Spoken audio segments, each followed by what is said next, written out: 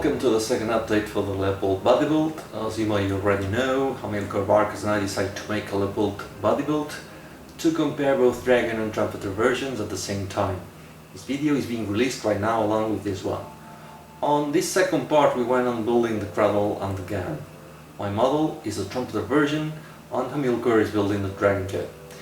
You can watch Hamilcar's bit clicking on the link on the description below. Previously, I had built both twin track load parts, but I hadn't completed the upper assemblies. This is the rear track. As you can see, it's a complex build due to the high piece count. Trumpeter models generally require some cleaning, and due to the size and number of pieces, this part becomes a serious mojo dryer. It cannot be denied that Trumpeter has devoted loads of attention to detail. You have to shape the offered copper wire and turned it into an eye-catcher spot, which would be really difficult to replicate in plastic. This is the attention to detail I was referring to. These tiny peak handles, for example, are great. These small details will add realism. The train stoppers are made of two parts. Fittings are okay. I worked the seam with thinner on a file, and the overall look is fine. Okay, this shouldn't be seen on display, but I decided to fill the gaps with putty for the sake of it. You have more wire bending on the other side. That's how it looks in the normal position. I had to keep up with Hamilcar's fast pace and left the front track assembly for a later stage. Let's start again. Not so many tiny parts here, apparently. This is the gun base, and you can see it requires some putty work on filing.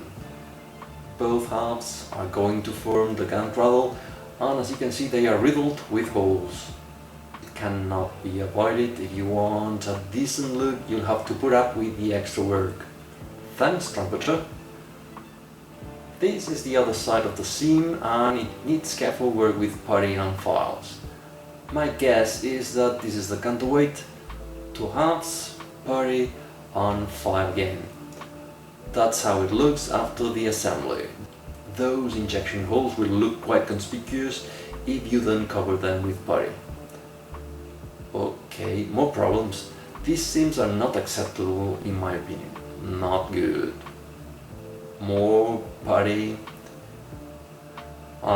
More putty. Right, it doesn't look bad at all, but your mojo might have suffered a bit, to say the least. I have to admit that I had fun with this mechanical part.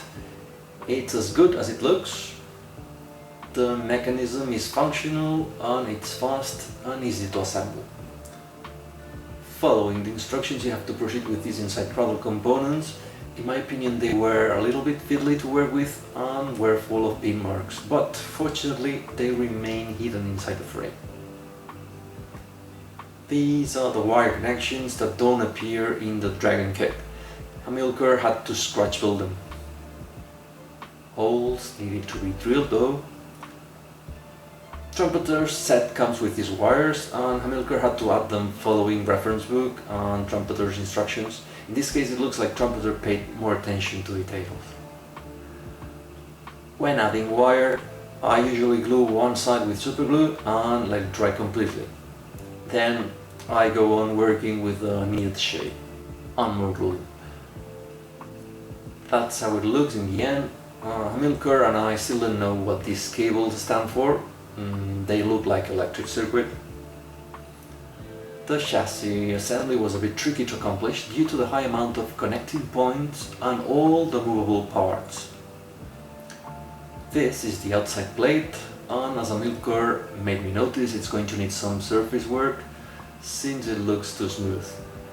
Dragon's surface is too smooth as well.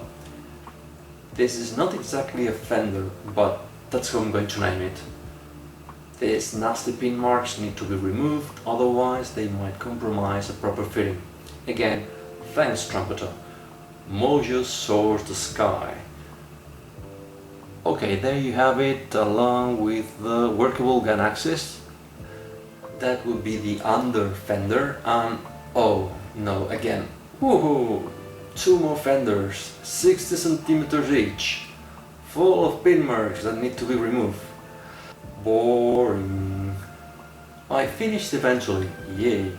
And yes, of course, there are little details, and that's where they go. Here you have a look at the gun mechanism. As I told you, it looks good, and it's solid good. Some fiddly parts, they're fine. But ladders were a pain to cut and to clean. Hamilcar told me that Dragon's approach is the same. Once built, they look okay, but there's too much cleaning to do, just as in the rest of the build, up to this point. This P detail on the axis closes the work on the chassis by now. Let's work with the gun. It's a 2.5 piece, and easy to glue and easy to polish with thinner on files. It's going to need Mr. Surfacer, but I normally do that before painting it. Done. It's not a metal barrel, but with surface treatment it's gonna look the part. And this is it, a big beast. It fills almost the whole bench, and I can assure you the bench is not small. Right now, from tip to tip, the model is about 80 centimeters long. What can I say at this stage about this trumpeter model in comparison with Dragons? It's a bit tough to build on the motion side, because there's a lot of endless cleaning if you want decent results. But that's trumpeter for you, no surprises there.